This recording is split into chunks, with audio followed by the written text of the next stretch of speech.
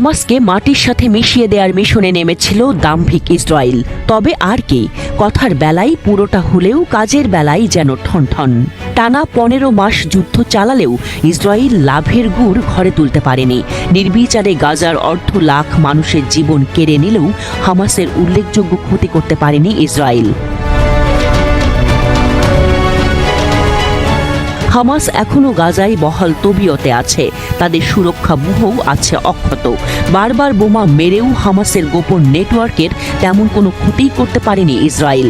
উল্টো গাজার অলিতে গলিতে স্থল অভিযানে গিয়ে বোকা হাঁসের মতো নাকানি চুবানি খেয়েছে ইসরায়েলি বাহিনী।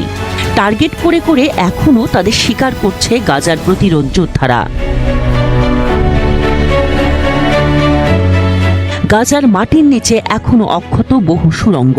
বুধবার ইসরায়েলি নিরাপত্তা সূত্রের বরাতে এ তথ্য জানিয়েছে দেশটির স্থানীয় গণমাধ্যম N12।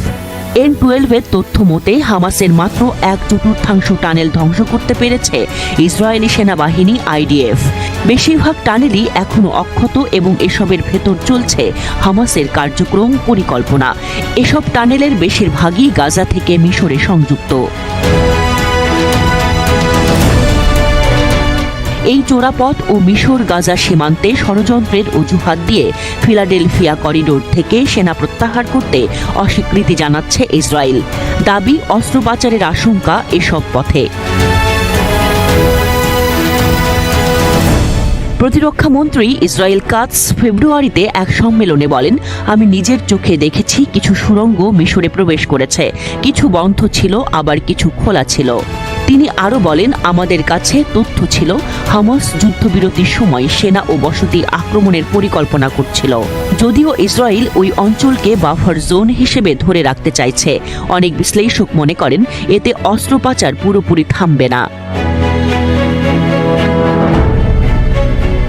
এই প্রতিবেদনটি এসেছে ঠিক তখন যখন গাজায় আবারও যুদ্ধ শুরু হয়েছে এবং মার্চের শেষ দিকে রাফাহ এলাকার বাসিন্দাদের সরে যেতে সামরিক নির্দেশনা জারি করা হয়েছে।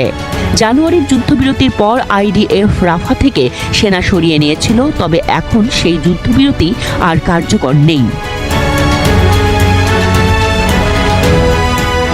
গাজার পরিস্থিতি আরও জটিল হয়ে উঠেছে এবং এই অঞ্চলটি নিয়ে চলমান রাজনৈতিক ও সামরিক দ্বন্দ্বের মধ্যে এই চোরাপথ ও সীমান্ত ইস্যু পরিস্থিতি আরও জটিল করে তুলবে বলে মনে করছেন অনেকে।